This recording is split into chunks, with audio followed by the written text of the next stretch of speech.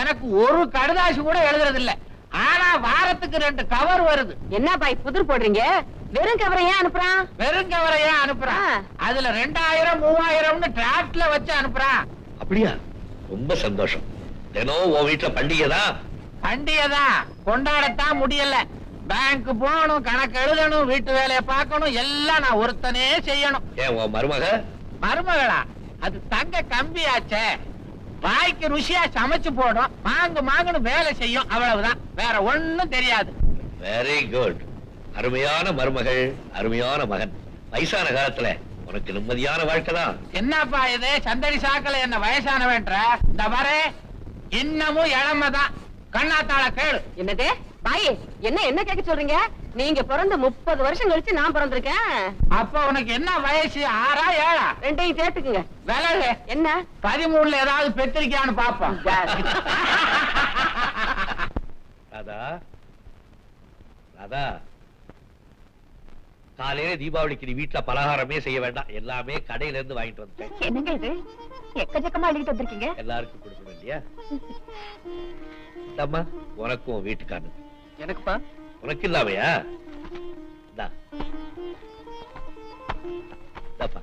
இது உனக்கு. இது என்னுடைய ஒரே தர்ம பத்தினி. Thanks daddy. எனக்கு பிடிச்ச கலர்லயே வாங்கிட்டு வந்திருக்கீங்க.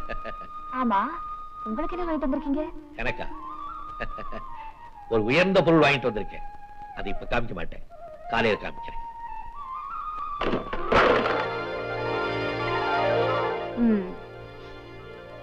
நில்லுங்க, எங்க நகர பாக்குறீங்க? இதத்தான் காலையில கட்டிக்க போறீங்களா? அது வந்து அதான். நீங்க ஒண்ணும் சொல்ல வேண்டாம், நான் போய் உங்களுக்கு ஒரு பட்டு வேஷ்டியும் சட்டையும் எடுத்துட்டு வரேன். எனக்கு எதுக்கு பட்டு சட்டை எல்லாம்? பீரோல வச்சு வேடிக்கை பார்க்கவா? பிள்ளைகள் வெளியே தெருவு போறவங்க அவங்களுக்கு தான் திரிசு திரிசா வேணும். நான் காருக்கடியில படுத்து கிடக்கிறவன் எனக்கு ஒரு காக்கி சட்டையும் பேண்ட் போதும். பிள்ளைகள் நல்லா இருக்கட்டுறாதா, எனக்கு நான் அப்புறம் பாத்துக்கலாம். அப்பா, எனக்கு வேலை கிடைச்சிச்சுப்பா. அப்படியா? ரொம்ப சந்தோஷம்பா, ரொம்ப சந்தோஷம்பா. நல்ல சமாச்சாரம் சொன்னப்பா. பேங்க் உத்தியோகம், கை நிறைய சம்பளம். இனிமே நம்ம கஷ்டமெல்லாம் தீர்ந்து விடும் நினைக்கிறேன். ஆமா, என்னைக்கு வேலைக்கு சேரணும்? முதல் தேதியில இருப்பா. ஆனா என்னப்பா, சும்மா சொல்லு. இன்னும் 2 நாளைக்குள்ள பேங்க்ல 5000 செக்யூரிட்டி டெபாசிட் கட்டணும்.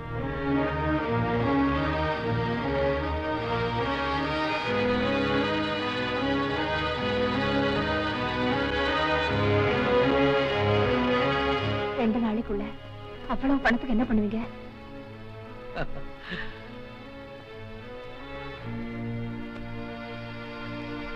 ஐயா. ராஜா, வா வா வா வா, இப்பதான் வழி தெரிஞ்சுதா? உட்காரு.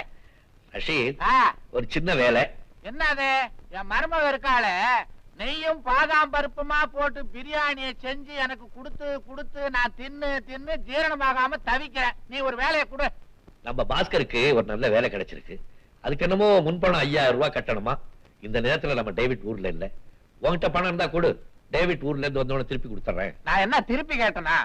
ராஜா, நீ ஒரு சின்ன தப்பு பண்ணிட்டியே. கொஞ்ச நேரம் முன்னாடி வரப்படாது? ஏன்? 10,000 ரூபாய் பீரோல சும்மாதான் கிடந்தது. அந்த அஜீஷ் பைய வந்தான். அதான் என் மருமக ஆயிஷாவோட தம்பி. ஏதோ பிசினஸ் பண்ண போறேன்னு கேட்டான், கொடுத்தேன். உனக்கு வேணும்னா சொல்லு, திருப்பி வாங்கிட்டு வந்துடுறேன். ஏய், வேண்டாம். சிநேகிதனுக்காக சொந்தக்காரனை விரோதம் பண்ணிக்காத. நான் அட்ஜஸ்ட் பண்ணிக்கிறேன். பாரு. இரு ராஜா, ஏலக்காய் போட்டு ஒரு அருமையான டீ தர்றேன், சாப்பிட்டு போ. ஆயிஷா, ஆயிஷா, இங்க வேற வேலை இருக்கு. இன்னொரு நாளைக்கு சாப்பிடுறேன்.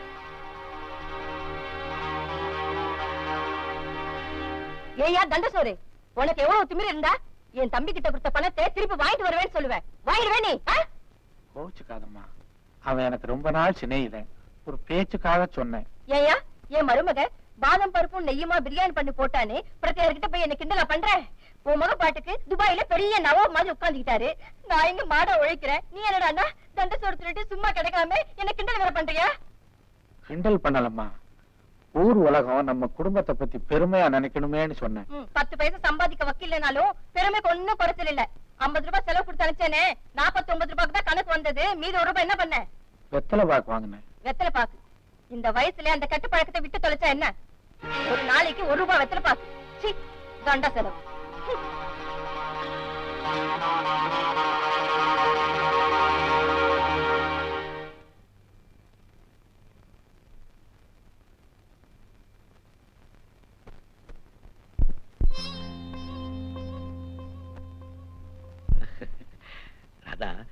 உங்ககிட்ட ஒரு முக்கியமான சமாச்சாரம் சொல்ல மறந்துட்டேன். என்ன? நாளையில இருந்து ஒரு மாசத்துக்கு வேலைக்கு வர மாட்டேன்னு டேவிட் கிட்ட சொல்லிட்டு வந்துட்டேன். ஏங்க? ராமேஸ்வரம் போகணும்னு ஆசைப்பட்ட பாரு, ராமேஸ்வரம் போயிட்டு அப்படியே திருச்செந்தூர் போயிட்டு அப்படியே பழனி போயிட்டு அப்படியே காசி, பத்ரிநாத், கங்கா எல்லா இடத்தையும் பார்த்துட்டு எல்லா கோயிலும் சுத்திட்டு வரலாம். என்னுடைய ரொம்ப நாள் ஆசை இன்னைக்குதான் நிறைவேற போகுது இல்லீங்க? நிறைவேற. ஐயோ பாவம், ஏங்க இப்படி அசட வழியறீங்க? என்கிட்ட இருந்து ஏதாவது தேவைப்பட்டா இந்தியா என்ன உலகம் பூரா சுத்தி காட்டுவீங்க. இப்போ உங்களுக்கு என்ன தேவை நேரடியா சொல்லுங்க.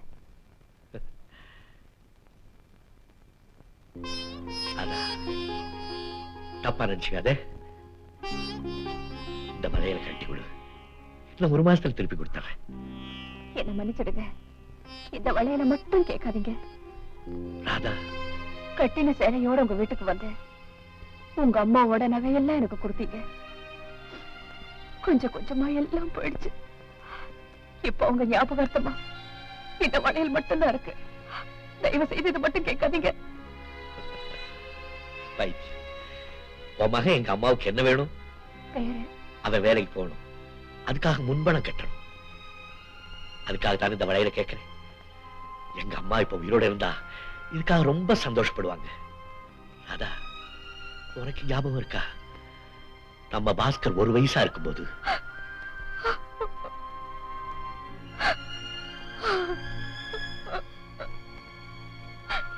என்ன டாக்டர்? என்ன மன்னிச்சிரு, வயசு டாக்டர் நான் என்னென்ன செய்யணுமோ அதெல்லாம் செஞ்சுட்டேன். Very sorry doctor. அப்படி எல்லாம் சொல்லாதீங்க டாக்டர், என் குழந்தைய காப்பாத்துங்க ப்ளீஸ். மனசு தேத்திக்க.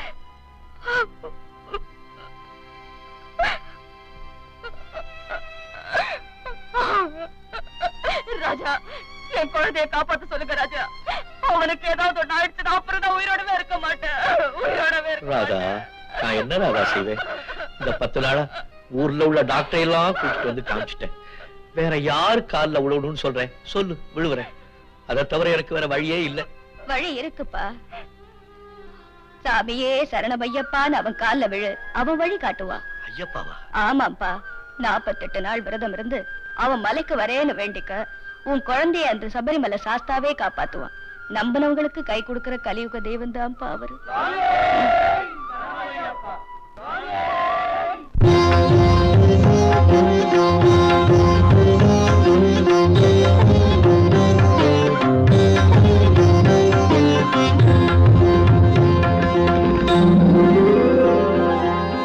யாவும் நீயப்பா, உன் சரணம் ஐயப்பா.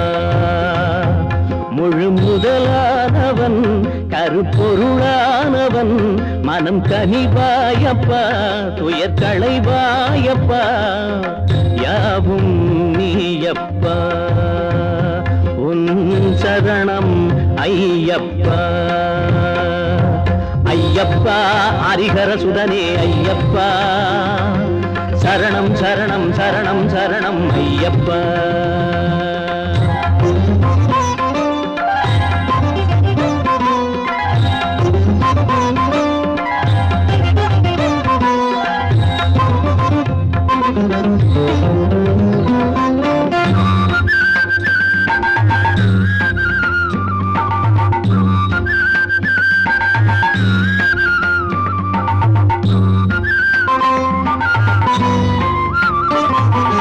அன்னை தந்தை என ஆதரிப்பாய், எண்ணும் நெஞ்சில் தினம் நீ இருப்பாய்.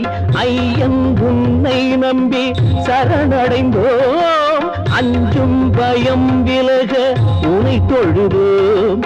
கருணாவும் திருமேனி கண்டாலும் போதும், கரந்தூப்பி பணிந்தாலும் கவலைகள் தீரும். அன்பே அருளேவா, யாவும் நீயப்பா, உன் சரணம் ஐயப்பா.